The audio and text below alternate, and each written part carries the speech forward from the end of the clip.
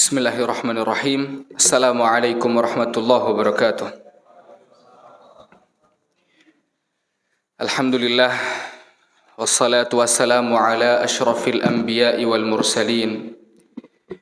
Nabiyyina Muhammadin wa ala alihi wa ashabihi wa man tabi'ahum bi ihsanin ila yaumiddin wa ba'du.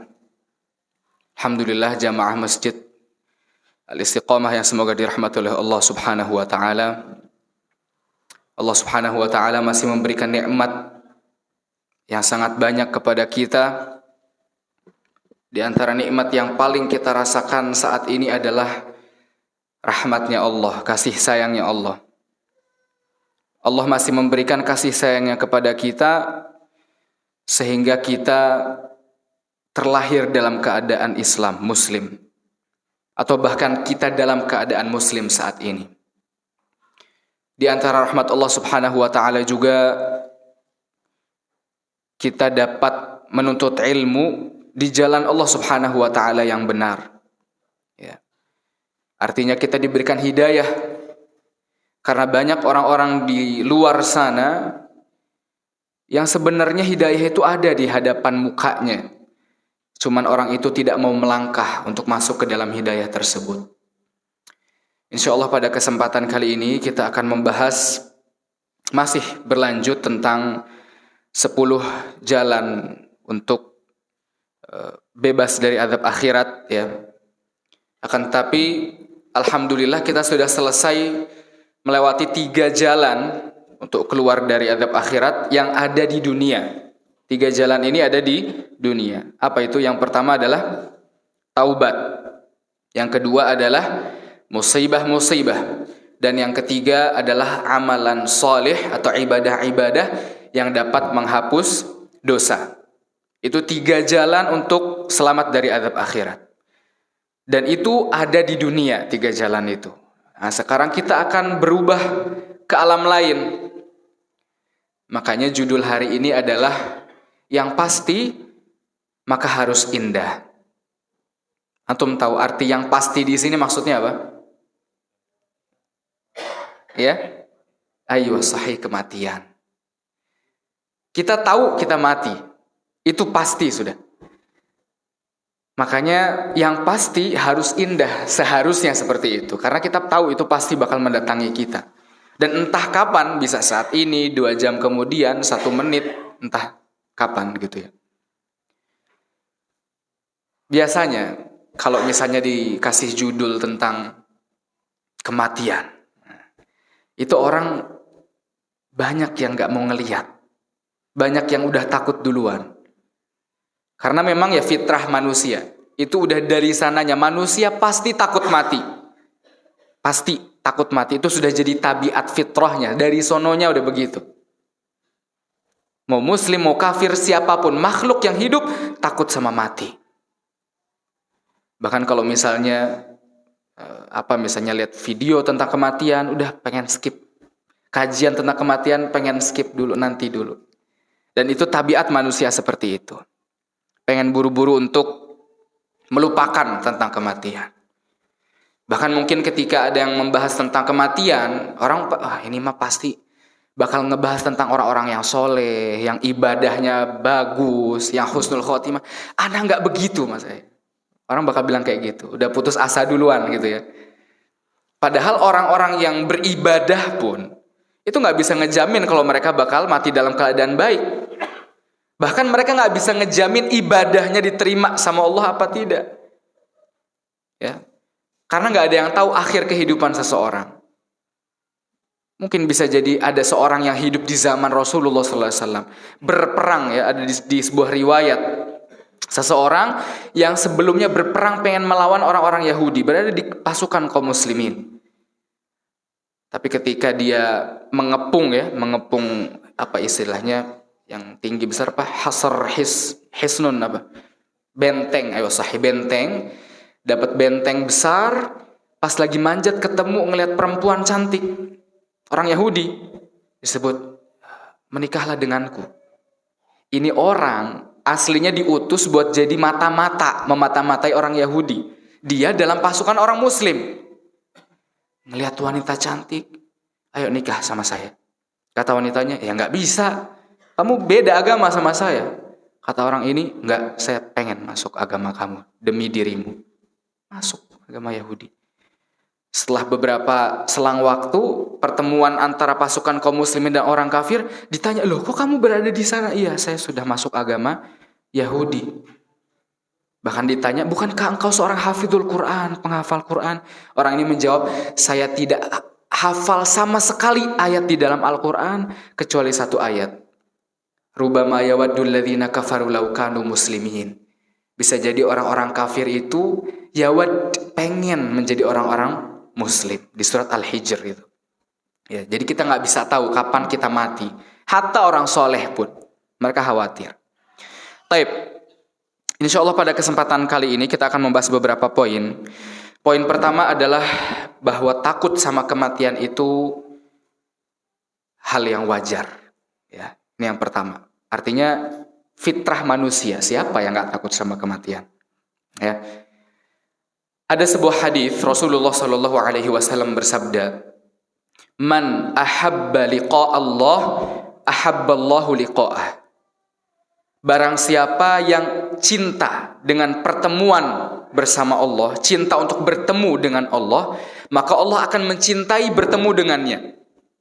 Sebaliknya, "Waman kariha liqa Allah, karihallahu liqa'ah." Barang siapa yang benci untuk bertemu dengan Allah, Allah benci dengannya.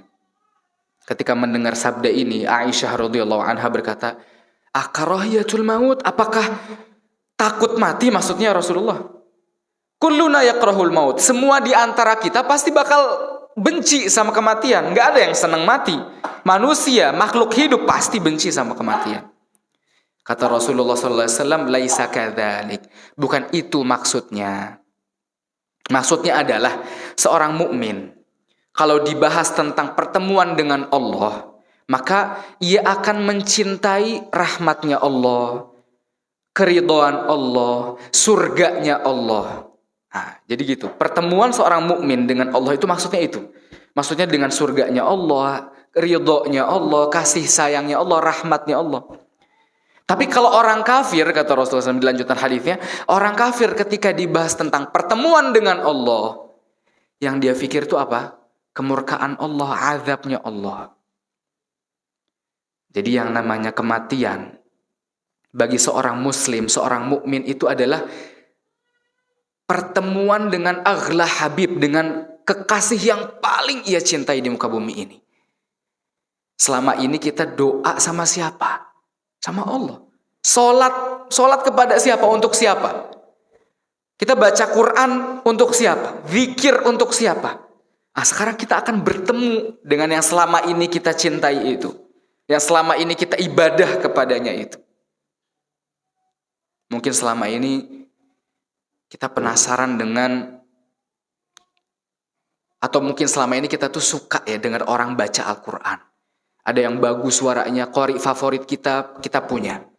Cuman pernah gak kita bayangin Al-Quran ini dibaca oleh yang mengucapkannya, yaitu Allah Subhanahu wa Ta'ala. Itu luar biasa. Nanti kita akan mendengarnya di akhirat nanti. Ar-Rahman yaqra'u kalam Ar-Rahman, kata para ulama. Nanti di akhirat Ar-Rahman, Allah akan membaca firman-Nya Allah sendiri. Gimana indahnya jemaah. Ya. Makanya juga nikmat tertinggi di surga adalah apa? Melihat wajah Allah Subhanahu wa Ta'ala. Penasaran kita. Penasaran. Adapun ketika mati, jasad kita hancur, kita akan berpisah dengan dunia. Makanya kata Rasulullah SAW, "Aktsiru fi dzikri hadimil ladzat." Perbanyaklah kalian mengingat-ingat penghancur seluruh kelezatan. Maksudnya apa? Kematian. Kelezatan apa ini? Kelezatan dunia, jasad. Tapi kalau ruh itu abadi. Ruh itu abadi, jemaah. Makanya pas waktu pembahasan tentang 7 seni tentang kebahagiaan, kita sudah ngebahas tentang gimana sih ruh itu dalam pandangan agama Islam.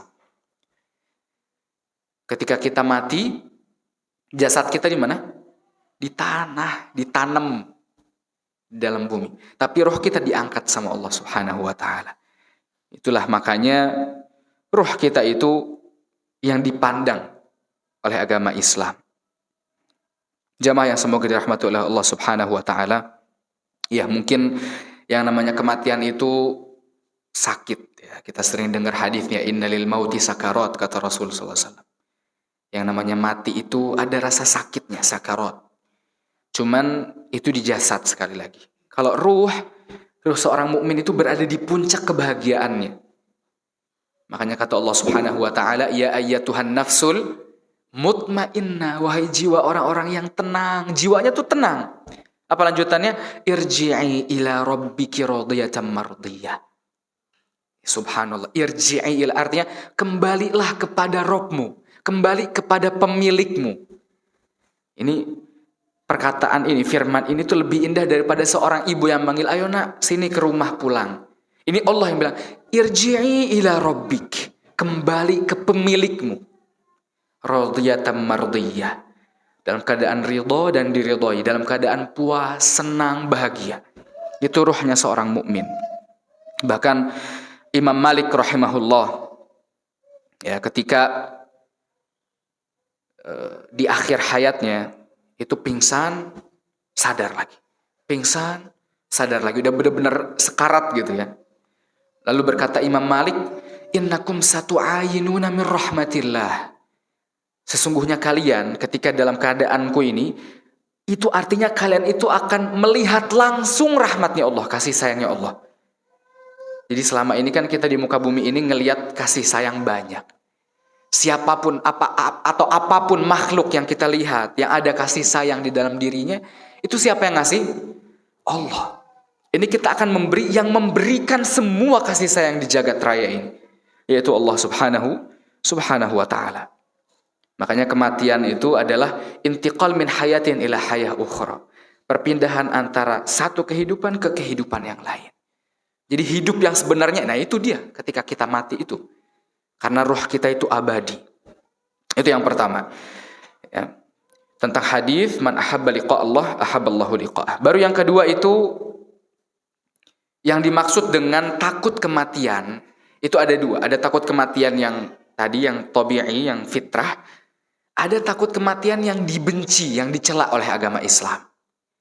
Para ulama menyebutkan takut kematian yang dibenci oleh agama Islam ini adalah takutnya kematian yang tidak membuat perbedaan antara orang mukmin dan orang kafir. Kira-kira takutnya orang kafir itu kematian gara-gara apa? Yang takut azab orang mukmin. Apa kira-kira? Al-wahn. Wahn itu apa? Cinta dunia dan benci mati. Itu yang dibenci. Makanya Allah Subhanahu wa taala berfirman di surat Yunus ayat ke-7. Innal ladzina la yarjuna liqa'ana watma'annu wa radu bil hayatid dunya watma'annu biha. Allah mencela orang-orang innal ladzina la yarjuna liqa'ana. Orang-orang yang tidak pengen bertemu dengan kami, watma'annu wa radu bil hayatid dunya watma'annu biha. Dan mereka tuh cinta dengan kehidupan dunia dan hatinya tuh tenang dan kehidupan dunia. Itu yang jadi masalah. Jadi kalau kita benci mati gara-gara takut dunia, muskilah. Tapi kalau benci mati yang tabiat, ya mati kita sebagai seorang mukmin takut, penuh dengan kekurangan ya. Walaupun benar Allah Subhanahu wa taala itu penuh dengan rahmat dan kasih sayang. Itu kalau kita lihat dari Allahnya. Tapi kalau kita lihat dari kitanya, subhanallah, Ana mungkin pernah ngasih cerita ini ya. Ana punya sahib dulu pas di pondok pesantren. Sahib Ana masih ada sekarang, kuliah ya di Madinah Munawwarah. Mungkin kalau dia dengar cerita ini dia ingat cerita ini. Ketika itu di pondok pesantren, anak kecil, kita dapat kabar ada anak kecil di belakang pondok gitu ya meninggal. Meninggalnya itu di depan rumahnya ada kolam pendek. Ya mungkin anak kecil ini pas mau ngambil sesuatu di kolam itu, kepalanya duluan yang masuk. Sehingga nggak bisa keluar lagi. Makanya ditemukan jasadnya udah membiru wajahnya. Ya sudah meninggal anak kecil gitu kan, udah qadarullah. Selang beberapa hari atau seminggu kemudian kalau nggak salah, nenek salah seorang teman kita juga meninggal. Ya udah kita ziarah, kita ngelayat gitu ya. Ya kita menghibur teman kita itu dan sebagainya macamnya. Nah, Sohib ana datang ke ana. Bilang, Ru, ini yang anak kecil udah mati. Yang tua udah mati. Tinggal yang muda nih. Dia bilang gitu. Ana bilang, aduh jangan dong yang muda mah serem ya. Ini kita masih anak pondok kan, masih SMP apa SMA waktu itu. SMP kalau nggak salah. Ya kita tahulah gimana sih anak muda masih senang-senang gitu katanya.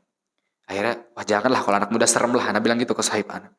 Subhanallah beberapa minggu kemudian, teman sekelas kita yang kalau di kelas itu ketawanya paling mangap, matanya sampai hilang gitu ya, rame, paling rame, subhanallah meninggal dalam keadaan kecelakaan. Semoga Allah Subhanahu wa taala merahmati mereka semuanya ya. Subhanallah, teman ana datang lagi ke ana. Ru, inget nggak waktu itu ana pernah bilang anak kecil udah, orang tua udah, sekarang yang muda. Wah, langsung di hati anak, wah subhanallah. Seakan-akan Allah itu ngasih tahu ke kita, mati itu nggak pandang umur. Mau kecil, mau muda, mau tua, mati. Dan di antara kita siapa yang senang nggak ada? Takut pasti. Cuman ya itu dia, jangan sampai takutnya gara-gara berpisah sama dunia. Takutnya karena hisabnya gimana. Nah, nanti kita akan membahas tentang masalah itu. Ya, jadi itu adalah ketakutan yang dibenci oleh Islam, yaitu takut perpisahan dengan harta miliknya, harta dunianya. Yang jadi masalah itu kita udah siap atau belum? Persiapannya gimana? Ya nggak mungkin dong orang yang menanam duri terus yang ditanam bunga mawar, ya nggak mungkin. Makanya Rasulullah SAW pernah ditanya, mata sa'ah ya Rasulullah, kapan kiamat datang? Kata Rasulullah SAW menjawab, oh ma'adattalah, apa yang kita persiapkan? Lo ngapain nanya-nanya kiamat? Udah persiapan belum? Subhanallah, antum lihat. Antum tahu semuanya, tersebar di media sosial, Arab Saudi udah jadi hijau. Ya, padang pasir udah banyak tumbuhannya. Terus juga kemarin kabar di mana, di Pakistan apa ya? Apa, anda lupa kabarnya itu. Tentang, ada yang tahu tentang di kabar di Pakistan itu tentang, intinya tentang kiamat itu sudah dekat, tentang kabar itu ya, menandakan bahwa kiamat itu sudah dekat. Banyak kaum muslim, oh iya bentar lagi kiamat nih, wah bentar lagi kita bakal apa end season katanya, udah selesai kehidupan kita. Ya bukan itu yang jadi masalah. Banyak yang begitu masih aja nggak ninggalin maksiatnya. Kita lihat ke depan masih aja nggak pada sholat, masih aja maksiatnya jalan terus. Wah kiamat datang, perubahannya apa? Nggak ada. Jadi yang masalah tua ma'adattalah, persiapan antum apa? Bukan kiamat udah dekat, kiamat. Dari dulu Rasulullah SAW udah bilang kiamat bentar lagi. Cuman persiapannya apa? Itu dia. Jadi takut boleh, cuman apa yang disiapin gitu. Ini yang pertama. Ini tentang bahwa takut sama kematian itu adalah sesuatu yang wajar. Nah, poin yang kedua adalah jangan takut mati. Nah itu. Kalau yang pertama tadi takut mati itu wajar. Tapi takut mati yang seperti apa? Lalu yang kedua, kita sebagai seorang mukmin ada beberapa kabar yang membuat kita untuk lebih tenang. Jadi nggak usah istilahnya antum takut mati, ya nggak apa-apa, tenang aja. Kita satu circle gitu ya. Setiap muslim takut sama kematian. Jangan takut mati. Ada beberapa hal yang membuat kita tenang lah. Istilahnya dengan kematian itu. Yang pertama, mungkin orang bilang, ya Allah, ya gampang ya kita bilang mati, gampang, mati tenang, mati enak tuh husnul khotimah, orang gampang bilang. Cuman kan kita punya banyak dosa. Nah, kita udah pernah bahas di poin paling pertama tentang orang yang takut sama dosa, apa yang harus dilakukan? Bertaubat kepada Allah. Dan taubat itu bukan pas sadar doang, enggak, setiap hari. Baca astagfirullah wa atubu ilaih sehari 100 kali. Lagi antara adzan dan iqamah minta ampun, ya Allah ampuni saya dari semua dosa-dosa saya. Sebagaimana kita nggak bosan berbuat dosa, begitu juga kita nggak boleh bosan bertaubat sama Allah.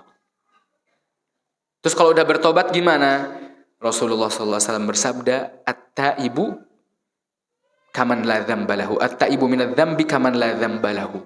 Orang yang bertaubat dari sebuah dosa seperti nggak ada dosa sama sekali, sudah. Jadi taubat, minta ampun sama Allah. Nggak mungkin Allah nyanyain kita, nggak mungkin. Ya, Makanya dalam suatu hadis ya, Rasulullah SAW bersabda, at-taubatu an-nadam. Taubat itu adalah penyesalan. Nah ini yang jadi masalah, taubatnya nyesel apa enggak? Ya Allah, aku bertobat dari dosa apa misalnya ngerokok. Baru selesai tobat, ketemu temannya, yuk pening nih pala, kita beli, anak traktir, woi ngerokok lagi selain. Ya Allah, aku bertobat dari dosa apa pacaran. Ketemu temennya langsung, ya sama aja, nggak ada nyeselnya di situ. Atau ya Allah, kenapa sih pacaran dilarang ya? Padahal, itu lebih lagi itu mah bukan nyesel lagi, itu nentang hukum Allah itu namanya.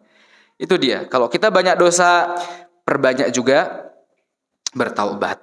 Ya. Cuman ada sesuatu yang bikin taubat itu nggak kepake, ya.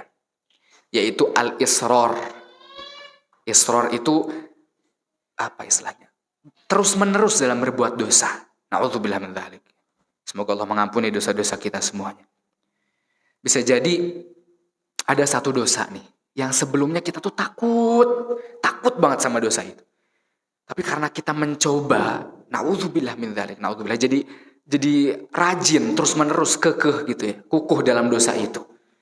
Al-israr fil ma'siyah itu adalah sesuatu yang istilahnya menafikan rahmat Allah, na'udzubillah min dzalik. Rutin dalam berbuat dosa itu akan menjadi rahmatnya Allah tuh agak telat datang ke kita. Taubatnya itu agak telat diterima. Na'udzubillah min dzalik. Ya. Makanya kalau ada suatu dosa yang terus menerus, ya antum tahulah atas diri antum sendiri atas dosa itu ya. Maka berusaha untuk berlepas dari dosa itu. Gimana pun caranya. Karena ketika kita tidak mau berlepas dari dosa yang rutin itu, sama dengan kita nggak mau dapat rahmatnya Allah. Sama dengan kita mau dapat murkanya Allah. Na'udzubillah min dzalik ya. Seperti tadi kita katakan, nggak mungkin orang nanam duri yang dipanen bunga mawar. Nggak mungkin orang israr rutin dalam bermaksiat dia mengharap rahmat Allah Subhanahu wa taala. Taib. Yang kedua, yang bisa menghibur kita tadi pertama ya. Yang pertama itu adalah kalau kita takut dosa ya kita bertaubat. Lalu yang kedua, Allah Subhanahu wa taala itu sesuai dengan prasangka hambanya kepada Allah. Ini hadis paling banyak kayaknya disebutin oleh para ulama kepada kaum muslimin. Gak ada yang gak tahu tentang hadis ini. Dalam hadis qudsi dan sahih hadisnya. Allah Subhanahu wa taala berfirman, "Ana 'inda dhanni 'abdi bi." Aku sesuai prasangka hambaku kepadaku, kata Allah. Gimana prasangka kita dulu? Ya kalau kita takut kematian terus kita mikir bahwa Allah tuh pasti ngadab saya, oh ya beda lagi urusannya. Tapi kalau ya Allah, ana tahu Allah itu penuh rahmat dan kasih sayang. Ana berharap dengan husnudzon ana kepada Allah, maka Allah akan mengampuni dosa-dosa ana. Akan menghindarkan ana dari azab-azab begitu. Jadi kalau masalah tentang husnudzon sama Allah, husnudzon aja, nggak boleh suudzon. Cuman kalau ngelihat ke diri kita baru penuh kekurangan, nggak boleh tertipu ya dengan amalan kita. Alhamdulillah, ana mah udah hafidz Quran, ana sholat 5 waktu, ana di masjid. Itu tuh bahaya. Kalau kayak gitu bisa batal semua amalan antum. Jadi merasa aman, merasa tertipu atas amalan yang pernah dia lakukan, itu tanda merah itu kalau kayak gitu. Tapi kalau ngerasa kurang, nah itu. Makanya kan mungkin ada yang nanya, kok katanya kita harus husnudzon, tapi kita katanya harus khauf, takut sama Allah. Gimana tuh? Ya itu tadi, ar-roja, mengharap itu dari sisi Allah yang maha pengasih, maha penyayang, husnudzon. Tapi khaufnya, takutnya di diri kitanya ini, yang penuh dengan kekurangan. Diterima nggak amal kita? Yaitu hidup kita tuh penuh dengan ketakutan seperti itu. Dan itu justru tanda amal kita diterima. Seseorang, kata Ibnu Umar radhiyallahu anhu, seseorang yang takut amalan yang nggak diterima, taubatnya nggak diterima, itu tanda taubat dan amalannya diterima. Begitu ya. Jadi bagaimana kita prasangka kita kepada Allah Subhanahu wa taala? Ya, Allah Subhanahu wa taala itu kata para ulama, radhiya bil qalil. Masih 20 menit lagi, Syekh. Allah Subhanahu wa taala itu ridho dengan hal yang kecil. Kecil apapun yang tidak antum fikirkan bahwa Allah itu ridho atas diri antum. Makanya minimal Kita tuh ada satu amalan yang jadi andalan kita untuk Allah. Sekecil apapun amalan yang kita bisa. Karena kan gak mungkin seorang muslim semuanya ibadah dia lakuin, mustahil. Gak mungkin, gak pernah ada. Semua ibadah dia pernah lakuin, gak bisa. Atau kemarin kita bahas tentang istiqomah. Apakah orang ada yang bisa nentuin dirinya istiqomah? Gak ada. Karena biar orang tuh tahu semuanya tuh kekurangan, pasti kurang. Gitu. Tapi ada satu amalan yang kita jadiin andalan. Siapa tahu ini amalan jadi kunci untuk kita masuk surga. Pembuka pintu surga kita nanti. Apapun. Bahkan nih jamaah, takutnya seorang hamba itu jadi kunci dia masuk surga. Dalam sebuah hadis sahih diriwayatkan ada seseorang lam ya'mal khairan qattun. Seseorang gak pernah berbuat kebaikan sedikit pun. Qattun. Jadi berarti semua keburukan doang. Kehidupannya tuh buruk, full buruk. Cuman ketika dia meninggal, dia bilang kepada anak-anaknya, wahai anak-anakku, kalau saya meninggal, bakar jasad saya. Terus abunya setengah dianginin di lautan gitu, dianginkan, yang satu setengah dikebumikan di bumi, yang satu biar jauh antara laut dan bumi, karena dia takut dikumpulkan dan dihisab. Padahal lam ya'mar khairan qat, nggak pernah berbuat kebaikan secuil pun. Dalam hadis itu, hadisnya sahih, lalu dikumpulkan orang ini. Lalu Allah Subhanahu wa ta'ala berfirman kepada laut, wahai laut kumpulkan abu-abunya, wahai bumi kumpulkan abu-abunya. Dikumpulkan, dihadapkan kepada Allah. Kata Allah ditanya kepadanya, apa yang membuat engkau melakukan hal itu?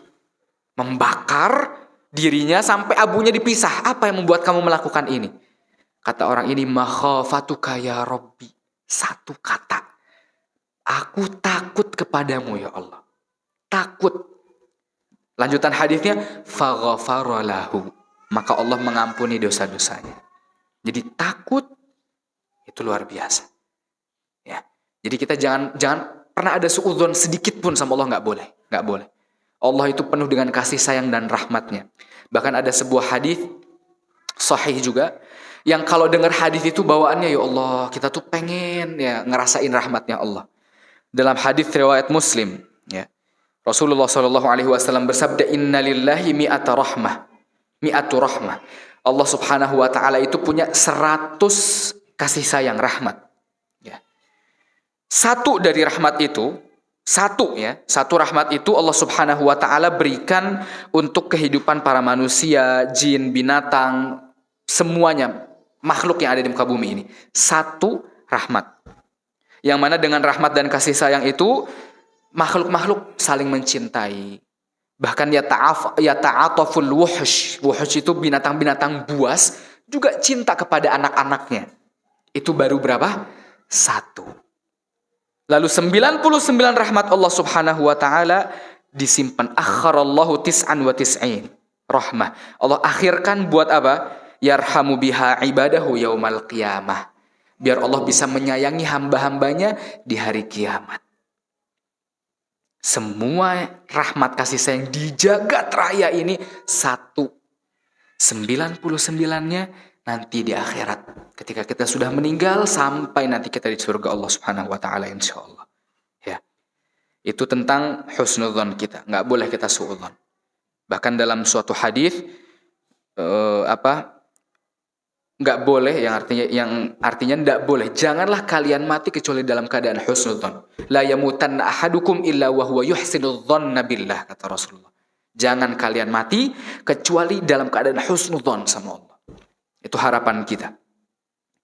Taib, itu yang kedua. Ana izin minum dulu jamaah.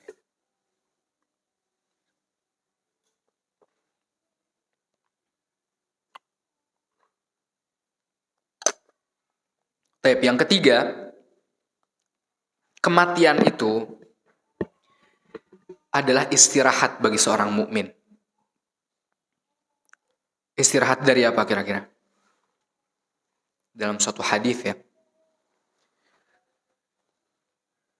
Rasulullah SAW bersabda, "Ithnani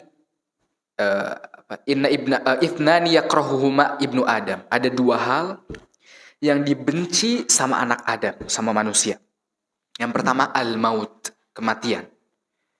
Wa innal mauta khairun lahu minal fitnah. Padahal kematian itu, kata Rasulullah SAW, lebih baik baginya daripada fitnah. Fitnah itu maksiat-maksiat kekacauan di muka bumi ini. Lebih baik. Ini dalam hadis ini, para ulama bilang bahwa boleh seseorang itu minta doa, minta dimatikan, diwafatkan karena capek dari fitnah. Ya, siapa yang gak capek? Kita disuruh istiqomah, disuruh menjaga diri di jalan yang lurus, tapi jalan yang samping-sampingnya terlalu banyak. Ngelihat kanan, aurat. Depan, ngedenger yang haram. Ke kiri, ngelihat yang haram. Susah, capek.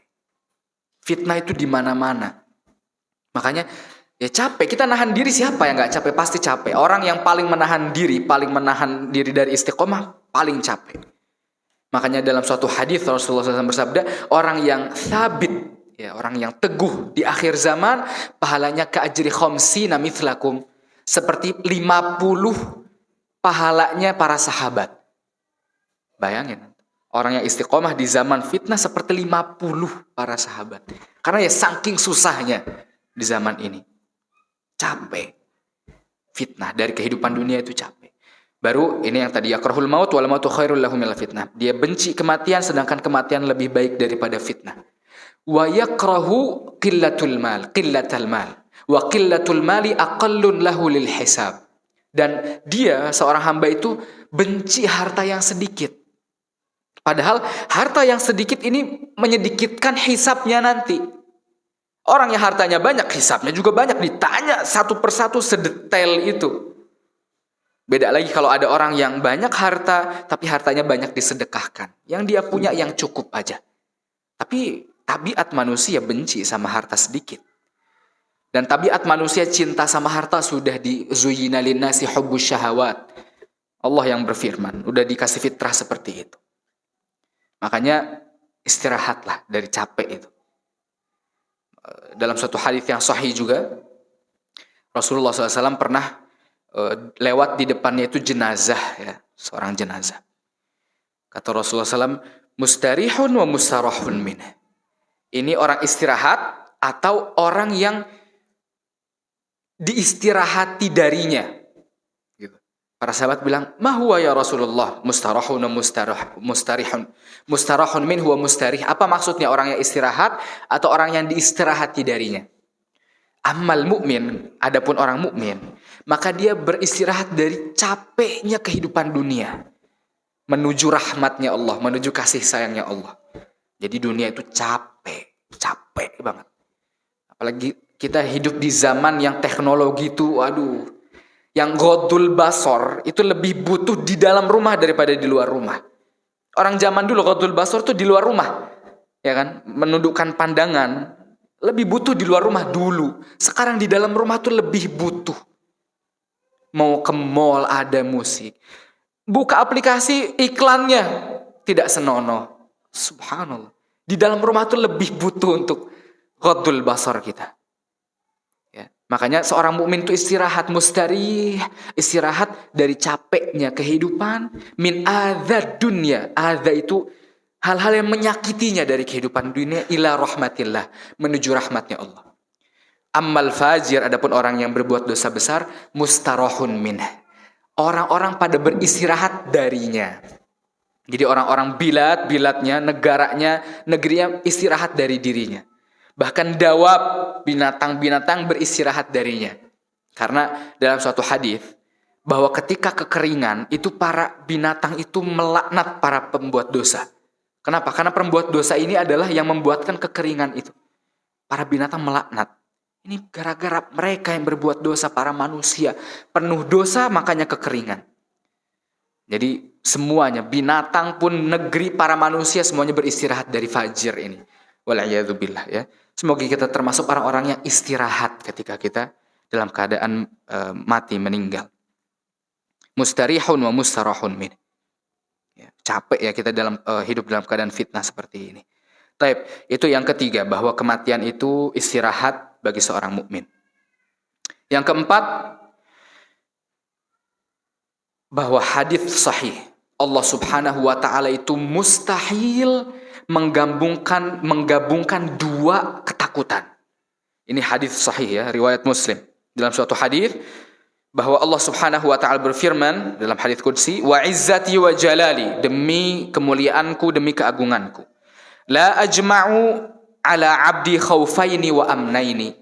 Aku tidak akan mengumpulkan bagi hambaku dua ketakutan atau dua keamanan. Maksudnya apa? Barang siapa yang takut kepadaku di dunia, maka aku akan membuatnya aman di akhirat. Jadi antum takut mati karena takut dosa, itu ciri-ciri antum insya Allah dapat rahmat Allah nanti di akhirat. Ya. Justru antum tahu, diriwayatkan ya, entah riwayatnya sahih atau tidak, di cincinnya Umar bin Khattab radhiyallahu anhu, apa tulisannya? Kafa bil mauti wa'idhan. Cukuplah kematian sebagai sebaik-baik penasihat. Cincinnya Umar. Jadi ya, ingat kematian nggak apa-apa, takut bagus. Karena Allah nggak mungkin. Ini Allah yang bersumpah dengan dirinya sendiri, bersumpah Allah lagi. Artinya nggak mungkin kalau ada hamba yang takut kepadaku di muka bumi, lalu aku buatnya takut di dunia, di akhirat, nggak mungkin. Dia takut di dunia, maka aku akan membuatnya aman nanti di akhirat. Waman aminani fid dunya, sebaliknya, nggak mungkin dikumpulkan antara dua rasa aman. Kalau ada seorang hamba ngerasa aman dengan Allah di dunia, maka Allah akhaftuhu fil akhirah, aku akan menjadikannya dia takut. Na'udzubillah min dzalik, ketika di akhirat. Makanya antum kalau baca surat apa ya, Al-Qalam kalau nggak salah, inna kunna qablu fi ahlina musyfiqin. Dulu kita itu di keluarga kita tuh dalam keadaan takut sama Allah. Famannallahu alaina, lalu Allah menganugerahkan rahmatnya kepada kami, wa waqana adzabas samum, dan Allah melindungi kami dari azab yang sangat pedih. Jadi orang mukmin tuh dulu takut full kehidupannya takut mati, takut diazab, takut nggak apa-apa. Cuman kalau dia ingat tentang Allah, dia ingatnya rahmatnya Allah, husnudzon kepada Allah, begitu. Jadi nggak mungkin antum takut di dunia, nggak mungkin di akhirat takut. Makanya yang kelima ya, ini yang kita langsung pindah yang kelima aja, yang membuat kita tidak takut dengan kematian adalah bahwa Allah Subhanahu wa taala itu menjadikan kematian seorang mukmin itu penuh dengan busyra, kabar gembira. Ya. Allah Subhanahu wa taala berfirman, "Innal ladzina qalu rabbunallah tsumma istaqamu." Syaratnya ini, dia rabbunallah, dia tauhid kepada Allah. Tsumma istaqamu, lalu dia berusaha untuk istiqamah, berusaha untuk capai di muka bumi ini. Makanya kata Rasulullah SAW, ad-dunya sijnul mu'min wa jannatul kafir. Dunia penjaranya orang mukmin. Jadi kalau antum pengen ngeliat diri antum sebagai seorang mukmin, kerasa penjara enggak nih dunia ini? Wa jannatul kafir, dan dunia ini surganya orang kafir. Tadi di ayatnya innal ladzina qalu rabbunallah, yang berkata dirinya bahwa Allah adalah Rabbku, tsumma istaqamu, kemudian berusaha untuk istiqamah. Tatanazzalu alaihimul malaika alla takhafu wa la tahzanu wa abshiru bil jannati allati kuntum tu'adun. Ketika dia dalam keadaan meninggal, para malaikat datang. Tatanazzalu alaihim, banyak yang datang sebagai penghibur nanti. Mereka yang nemenin kita ke langit. Mereka bilang, alla takhafu wa la tahzanu. Jangan takut, jangan sedih. Wa abshiru bil jannah. Bergembiralah kalian dengan surga yang dijanjikan kepada kalian. Subhanallah. Lanjutan ayatnya, nahnu awliyaukum fil hayatid dunya wa fil akhirah. Kata para malaikat itu, kami ini adalah pelindung kalian di dunia, nanti di akhirat juga kami akan menemani kalian, wali-wali kalian. Itu para malaikat ya. Terus juga di antara busyra-nya lagi, busyra bagi seorang hamba adalah ini ya, seorang hamba tuh nanti di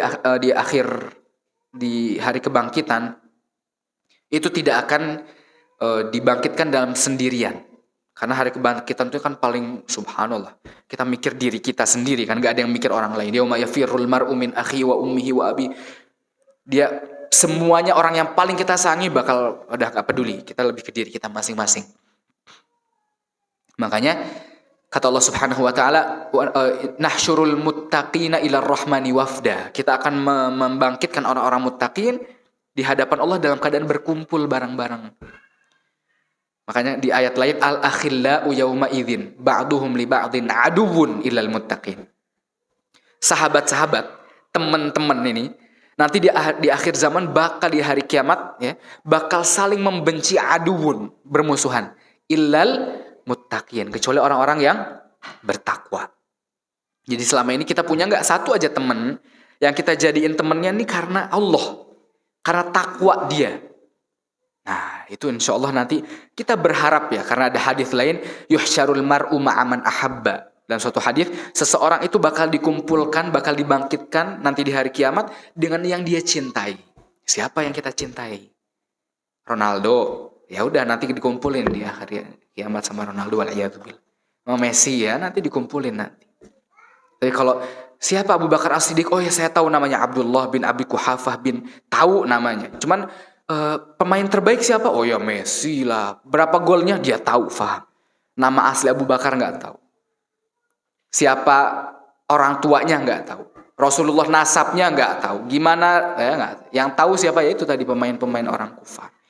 Waliyadzubillah. Nanti dikumpulkan, naudzubillah, bersama mereka. Ya. Jadi nanti kita dikumpulin bareng-bareng sama orang-orang mukmin. Dan nanti bagi orang mukmin itu ketika dalam keadaan tidur di barzakh ya, itu cuman seperti sholat asar aja. Sholat asar atau sholat duhur, bentar. Makanya di surat Yasin disebutin ketika dibangkitkan orang-orang mukmin berkata, memba'atsana mim marqadina. Siapa yang bangunin kami dari tidurnya kami? Karena kayak tidur bentar doang, tidur siang, bangun, udah bangkit, udah kiamat gitu. Itu orang mukmin. Ya ujung-ujungnya ke mukmin juga ya. Ya nggak mungkin dong kita bilang bahwa oh nggak apa-apa antum bermaksiat banyak lalu ente husnul khotimah, ya nggak mungkin. Ya udah ente berusaha, ya sudah kita berusaha capek-capek, insya Allah nanti kematiannya ya sesuai sama yang kita tanam gitu. Taib, itu tentang ar-rohah ya, wa yuhsyarul muttaqina ila rahmani wafda. Taib, siapa yang ada pertanyaan sampai sini? Nanti kita lanjutkan setelah adzan Isya. Tafadhol. Kalau nggak ada. Tafadhol.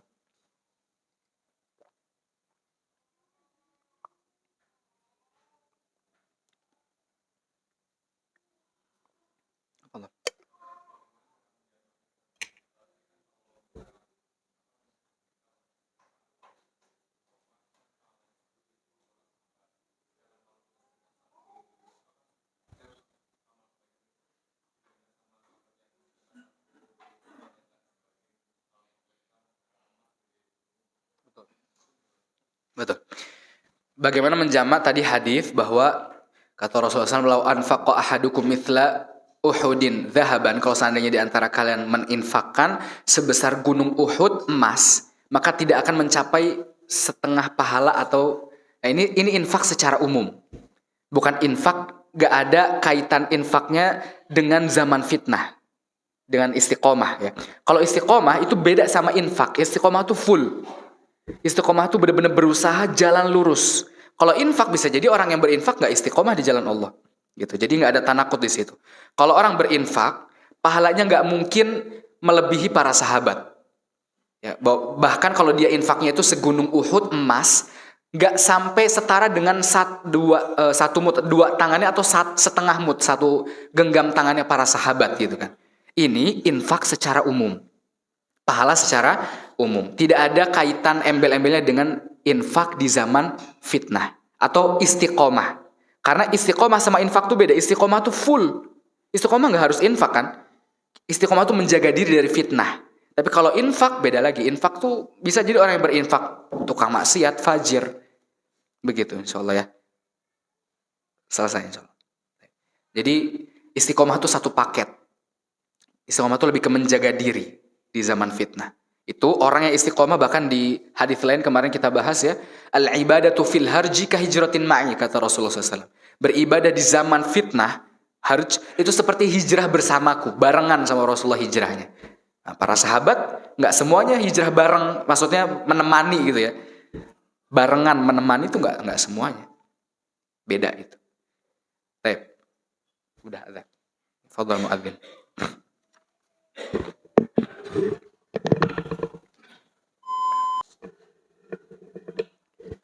Baik, kita lanjutkan kembali. Sekarang kita akan membahas tentang husnul khotimah ya. Siapa di antara kita yang nggak pengen husnul khotimah? Kita kalau misalnya ngedengar suatu kisah yang sad ending, ya perasaan kita nggak enak. Apalagi kalau kisahnya ini tentang hidup kita sendiri, nggak ada yang mau. Makanya di antara hal yang paling bisa bikin seseorang husnul khotimah itu dua hal yang paling kuat ya, sebenarnya banyak, takwa segala macam. Cuman dua hal. Yang pertama husnudzon sama Allah. Yang kedua berusaha untuk beramal, memperbaiki amalnya, berusaha untuk memperbaiki amalnya. Yang pertama husnudzon sama Allah, yang kedua untuk memperbaiki apa? Amal. Maksudnya apa memperbaiki amal? Antum harus fahamin. Allah Subhanahu wa taala itu tadi seperti yang anak katakan radhiya bil qalil. Allah tuh ridho sama sesuatu yang sedikit. Jangan pikirkan bahwa Allah tuh pengennya yang banyak antum lakuin sholat 100 rakaat. Enggak. Ayatnya apa? Anak pernah sebutin. Ayat bahwa Allah tuh pengen kualitas bukan kuantitas. Alladzi khalaqal mauta wal hayata liyabluwakum ayyukum ahsanu amala. Agar Allah menguji yang paling baik. Kualitas bukan kuantitas, bukan aktsaru amal. Jadi apalah antum pilihin aja ibadah-ibadah yang antum bisa, yang antum ya sesuai usaha antum, kemampuan antum. Makanya kata Allah fattaqullaha mastata'tum. Bertakwa sesuai kemampuan kalian. Itu. Antum mampunya di ibadah ini ya sudah, antum pikirin oh anak ibadahnya di ini. Perbaiki di itu. Bisa jadi Ana punya teman ya, dulu. Teman ini dia punya bawaan dari kecil. Dia itu apa ya? Istilahnya darahnya itu apa? Ana lupa. Pokoknya dia tuh susah kalau dibangunin dari tidur gitu. Apa darah apa namanya? Jadi kalau tidur mau gempa pun nggak bangun. Karena kan kalau di Bogor ya dekat gunung gempa nggak bisa bangun. Orang pada ribut dia tidur gitu. Terus gimana? Anak mikirnya ini gimana kalau udah kerja ya? Dibangunin gimana? Telat dia paling kerja cocoknya yang berangkatnya jam 10 paling 10 pagi nggak bisa pagi. Subhanallah ini orang seneng banget ngebantu orang. Sampai terkenal dia tuh orang yang paling seneng ngebantu. Padahal kalau orang tahu ini paling seneng tidur. Anak berpikir subhanallah. Ini di antara rahmat Allah. Allah tuh memberikan dia pintu kebaikan ngebantu orang. Ana bilang sama dia, ini subhanallah. Kalau orang yang dekat sama ente, mikirnya tukang tidur, gitu kan. Tapi Allah Subhanahu wa taala ngebuka pintu yang ente harus jadiin pintu ini tuh apa ya? Andalan ente, yaitu membantu orang lain. Apapun ada orang minta ini butuh ini, dibantu tanpa orang itu meminta. Dan itu kan luar biasa, idkhalus surur, memasukkan kebahagiaan ke hati seorang mukmin, pahalanya luar biasa. Bahkan dalam suatu hadis menemani seorang mukmin dalam kebutuhannya, misalnya ada yang butuh, ayo deh anak temenin, itu lebih dicintai sama Rasul SAW daripada i'tikaf di Masjid Nabawi sebulan. I'tikaf di Masjid Nabawi sebulan. Hadisnya sahih. Ini dia suka ngebantu. Anak bilang, ente jadiin ini pintu kebaikan ente, jangan disia-siain. Gitu. Dan ini bisa antum lakukan di setiap pekerjaan antum apapun. Misalnya ada orang yang seperti anak misalnya guru ya, anak guru. Anak pikir bahwa guru itu ya sudah hidupnya didedikasikan untuk mendidik kaum muslimin dari pagi sampai sore. Ya jangan itu pintu kebaikan anak di situ terbesar di situ. Ya sudah, jangan disia-siakan. Bisa jadi itu jadi kunci kita nanti di akhirat. Harus diikhlasin amalannya. Antum sebagai apa? Bebas. Pekerjaan antum cari kunci di situ, ikhlasin di situ kebaikan. Ya, itu memperbaiki amalan. Jadi perbaiki dulu. Karena sudah tahu antum semuanya, barang siapa yang hidup dalam sesuatu, dalam keadaan memperbanyak sesuatu, nanti matinya dalam keadaan seperti itu juga. Wal'iyadzubillah. Kalau misalnya kebiasaannya keburukan gimana? Jadi jangan sampai sia-siakan pintu kebaikan yang Allah beri di hidup kita. Gitu. Ciri-ciri seseorang yang husnul khotimah, ya ini ciri-ciri ya, bukan berarti wajib dia husnul khotimah. Ciri-ciri. Yang pertama adalah ketika dia meninggal, dahinya itu berkeringat. Kata Rasulullah SAW, mautul mu'min bi'araqil jabin. Matinya seorang mukmin itu dengan keringat di dahinya. Ini ciri-ciri aja, bukan berarti yang nggak berkeringat dia su'ul khotimah, enggak. Lalu yang kedua, jelas yang ditutup dengan la ilaha illallah. Man kana akhiru kalamihi la ilaha illallah dakhalal jannah. Barang siapa yang akhir kehidupannya mengucap la ilaha illallah, masuk surga. Ya. Subhanallah ya, ini hikmah juga bahwa la ilaha illallah itu paling mudah diucapin. Dan kita tahu bahwa ketika sakaratul maut kan berat ya, mungkin kayak batu yang sesak dadanya, mau ngomong susah. Dari semua zikir, yang paling mudah diucapkan itu la ilaha illallah. Kenapa? Gak butuh bibir ngucapinnya. Antum ngomong la ilaha illallah sambil monyong, ambil senyum bisa. La ilaha illallah, la ilaha illallah, bisa kan? Beda lagi kalau nanti pas sudah naza, pas dicabut ruhnya beda, berat. Tapi itu kalimat paling mudah diucapin tanpa bibir. La ilaha illallah, la ilaha illallah, bisa.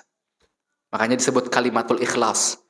Karena orang yang ngucapin la ilaha illallah gak ketahuan sama orang. Kalau subhanallah, bibirnya udah tuh la ilaha illallah. Orang mikirnya kita diem, cuma ternyata ngucapin la ilaha illallah gitu ya. Oh ya, ada juga mungkin antum tahu hadis bahwa orang yang meninggal di hari Jumat, ya, itu hadisnya dhaif, jamaah. Hadisnya dhaif. Semua para ulama hadis mendhaifkannya kecuali satu, Al-Albani, Syekh Al-Albani rahimahullah, karena ada dalam ilmu hadis ya. Kalau hadisnya dhaif banyak, tapi banyak ya, terus digabungin bisa jadi hasan. Gitu. Cuman ternyata jalan yang banyak di hadis ini tuh penuh dengan cacat hadisnya. Jadi ada yang mursal, ada yang mu'allaq, ada yang segala macam. Nggak sempurna hadisnya, maka nggak bisa digabungin. Jadi hadisnya dhaif. Ya, karena ya terserah antum ya. Insya Allah kalau misalnya kita berhusnudzon, insya Allah mati yang di hari Jumat itu akan dilihat dari amal solehnya lah. Gitu. Cuman kalau di hadis yang mati di hari Jumat bakal dijaga dari adab kubur, itu nggak semudah itu, ya, karena hadisnya dhaif ya. Walaupun ada yang menghasankan ya tadi Syekh Al-Albani rahimahullah, tapi semua ulama bilang itu dhaif. Yang kita ambil adalah dhaif ya. Terus yang ketiga adalah orang yang mati syahid. Apa itu orang mati syahid? Nah, ini pernah ditanyakan sama Rasulullah SAW kepada para sahabat. Ya, kata Rasulullah, mata'udduna syahid minkum fikum. Apa yang kalian pikir dengan orang yang mati syahid? Siapa sih orang mati syahid bagi kalian? Kata Rasulullah. Kata para sahabat, man mata fisabilillah, jihadun fisabilillah. Barang siapa mati, meninggal, terbunuh di jalan Allah ketika perang. Kata Rasulullah SAW, idzan asyuhada min ummati idzan laqalil. Kalau begitu, orang-orang yang mati syahid di umatku sedikit. Apalagi sekarang gak ada perang. Gimana kita mau mati syahid? Nah, disebutin. Di hadis yang banyak ya, diantaranya Rasulullah SAW menyebutkan yang mati syahid yang pertama adalah orang yang terbakar. Mati dalam keadaan terbakar. Lalu yang kedua, orang yang mati dalam keadaan tenggelam. Yang ketiga, mati karena wabah ta'un. Mati karena penyakit wabah ya, yang menular, ta'un. Yang keempat ada al-mabtun. Mabtun syahid. Kata mabtun itu yang kena penyakit perut. Ya, banyak ya, mungkin anak sering sekali dengar orang-orang yang sudah tua gitu ya, meninggalnya karena mah. Padahal mah itu kalau di anak muda ya sudah mah biasa. Tapi ketika banyak orang yang meninggal dalam keadaan mah, subhanallah, di antara ciri-ciri mati syahid insyaallah. Terus yang kelima, difa'an an nafsi, orang yang mati karena membela diri, membela hartanya, membela darahnya ya. Jadi antum minimal ada niat untuk membela diri. Niat dulu. Nggak mampu belakangan. Tapi niat ini yang penting. Jadi kalau antum sudah dalam na'udzubillah min dzalik ya. Tapi kalau misalnya ditakdirkan wal'iyadzubillah la qaddarullah, ditakdirkan ada dalam keadaan bahaya yang membuat antum ujung kehidupan, berada di ujung kehidupan, maka niat untuk membela diri. Jangan ya udah deh begal aja, nggak boleh kayak gitu. Karena dalam suatu hadis juga ada dua orang saling bunuh-membunuh, yang satu ada orang membunuh orang lain, orang yang dibunuhnya ini juga masuk neraka kata Rasulullah. Kenapa? Orang yang membunuh ya jelas karena ngebunuh orang muslim, haram. Tapi orang yang dibunuh juga masuk neraka karena ada niatnya. Niat pengen ngebunuh. Begitu pula sebaliknya. Kalau ada niat pengen ngejaga diri, ini hadisnya semua sahih tentang orang yang syahid ini ya. Yang menjaga dirinya, hartanya, jiwanya, keluarganya gitu. Untuk membela keluarga antum, makanya sunnah belajar bela diri ya. Belajar memanah, berenang. Terus juga di antara orang yang mati syahid itu sahibu hadmin, orang yang terkena reruntuhan. Mungkin bisa jadi gempa bumi, atau bahkan ada yang ulama bilang masuk ke sini orang yang tabrakan misalnya, karena hadmun yang ada benturan, hadama yahdimu itu benturan. Wallahu a'lam. Tapi yang sahih ya seperti terkena puing-puing ya, benturan rumah misalnya. Terus juga ada juga dalam hadis juga disebut yang mati dalam keadaan nifas. Ini khusus perempuan. Terus ada dzatu jambin wa huwa syahid. Dzatu jambin, jambun itu artinya samping. Anggota tubuh kita yang di samping apa? Paru-paru di mana paru-paru? Samping ya? Paru-paru ya? Nah, iya, di antaranya penyakit paru-paru seperti apa TBC ya, misalnya TBC. Atau naudzubillah corona ke paru-paru kan? Iya, corona. Atau saroton misalnya ada kanker ya, dzatu jambin, warom ada memar misalnya, kita bisa tahu di dalam tubuh gitu. Terus juga yang keempat itu tadi yang syahid ya, yang ketiga syahid. Yang keempat adalah orang yang meninggal dalam keadaan beramal soleh ya. Kata Rasulullah SAW, "Idza aradallahu bi'abdin khairan tahharahu qabla mautih." Kalau Allah pengen kebaikan atas kematian seorang hamba, maka Allah akan menyucikannya sebelum ia mati. Kata para sahabat, apa maksudnya? Maksudnya adalah diwafatkan dalam keadaan beribadah. Kalau itu sudah jelas ya. Siapa yang nggak mengharapkan kebaikan atas seseorang yang mati dalam beribadah? Ketika lagi sujud dia meninggal, itu sudah orang pun faham kalau dia akan husnul khotimah.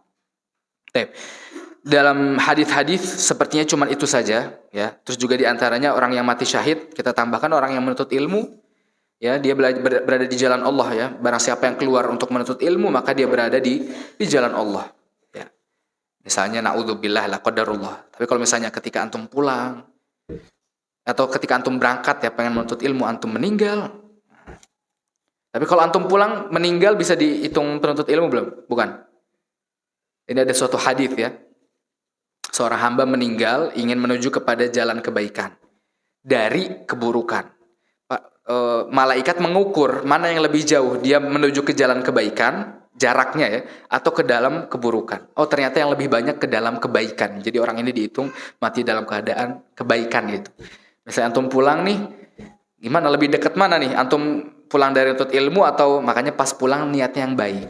Jangan niat yang buruk ya. Yang pulang niat yang buat beramal atas yang kita lakukan ini, yang kita pelajari ini. Barakallahu fikum, karena waktunya sudah habis, sudah waktu iqamah. Semoga bermanfaat, semoga kita semuanya dimatikan dalam keadaan husnul khotimah. Yang paling penting kita dikuatkan di zaman fitnah ini untuk beramal soleh dan istiqomah. Kita berdoa sama Allah biar hati kita dikokohkan dalam kebaikan dan amal soleh, dan diterima amal solehnya. Kita tutup dengan doa kafaratul majlis. Subhanakallahumma wa bihamdika asyhadu an la ilaha illa anta astaghfiruka wa atubu ilaik. Assalamualaikum warahmatullahi wabarakatuh.